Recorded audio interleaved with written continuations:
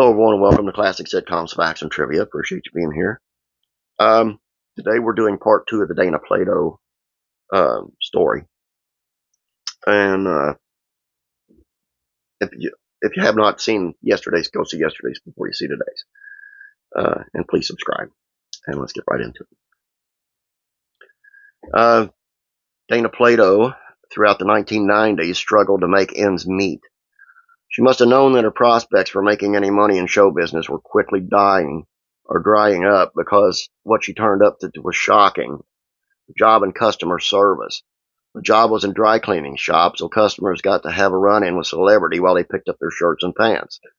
Customers reported that Plato was actually very down to earth, especially considering she once been on a hit TV show. Still, nothing lasts forever, and after a career in cleaning, she turned to something unconventional. In 97, she was desperate for money and more than anything desperate to act again. So when a producer presented her with his off-the-wall idea, Plato accepted. But this wasn't an old film, any old film. This was an adult film called Different Strokes, a story of Jack and Jill. It was straight-to-video movie about, you probably guessed it, a threesome. When it came to her actual relationship front, however, she wasn't doing much better. A convenience store incident, working in a dry cleaners, and then soft-core parody of Different Strokes, it all added up to one thing. She wasn't thinking rationally. In this same vein was Plato's second marriage. The groom was producer-actor Scott Adkins, a.k.a. Scotty Gelf. You know there's going to be trouble when there's an a.k.a. after the name. And the marriage only lasted a month before they annulled it. Still, she hadn't given up on love, although maybe she should have. Throughout all this turmoil, Plato still had the manager, Robert Menchaca, to handle her career. Mixing business with pleasure, the two soon became engaged after a mess of a second marriage, living together in Navarre, Florida, in a decrepit Winnebago motorhome. No, not exactly romantic, and I don't think they were there for the thrill of the open highway. New love or not, her life was spiraling downward. She clearly needed money, but she would exploit her own tragic story just for some cash. That's a question, and the answer is yes. In 98, she appeared as herself in a movie that was maybe a little too close to home. Desperation Boulevard is about a child star who's trying to get a career back in Hollywood. It took either courage or true desperation to put her story out there like that. She must have been hoping for a redemption story, but sadly, the end of her life was near. Around this time, Plato's former roommate, Jennifer, claimed that Plato was still on drugs. The actress went on legendary shock jock Howard Stern's radio show to set the record straight. She was very open with Stern about her life, talking about her financial problems as well as her addictions. Nonetheless, she told Stern and his audience that she had been sober for 10 years. But you see, the roommate had spoken about more than just drugs. Her roommate not only said that the addiction Plato had been taking money from her, she also claimed that while they were living together as roommates, they were actually something much more, lovers, in fact. Plato was reeling from the media firestorm, but at this point, Stern's listeners broke in with heartbreaking accusations. Stern's radio show always had the intention of causing a sensation, so when the call-in portion began, during Plato's segment, many callers hurled insults at the actress. She even went as far as questioning her sobriety.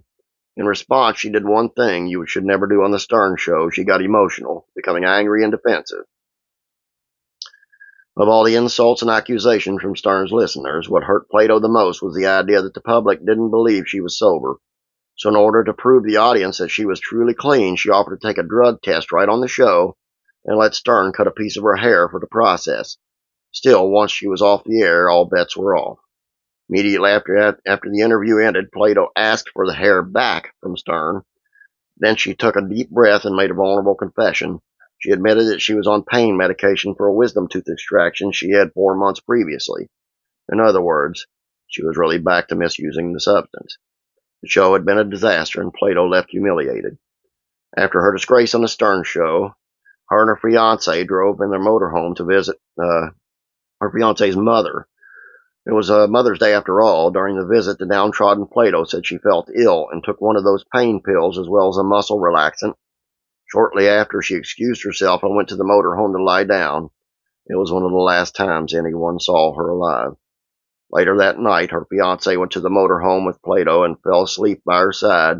When he woke up, he found something horrible had happened. She was still laying beside him, her body cold and lifeless. She overdosed in her sleep. In an immediate aftermath, the authorities called it an accidental overdose. But that soon changed. Once the authorities found out that Plato's past drug abuse, they were curious how many pills she actually taken. An autopsy revealed that she had taken more drugs than one would normally take to treat mild pain, so they changed the conclusion. It was no longer accidental. They saw it for what it was, a tragic suicide. There was a cremation, and a loved one scattered her ashes over the Pacific Ocean. Her net worth at the end of her life, $1,000. I know that I've never really done a part one and a part two. I just thought this was very important. Um, very, very sad. Um, and I'd like to say there is no reason to ever take your own life. No reason to take a drug, to abuse drugs. It just scares me. And I think these are important things to bring up. Now, I'm going to leave this up to you. If you guys don't want any more of this, let me know, and I just won't do it anymore. But I just think it's important. If you would, please share this video and the video out before this from yesterday out, part one and part two. If you feel strongly about it as I do, and maybe it'll help somebody. Anyway, that's all I got for you. Have a great day. God bless. Be praying for me.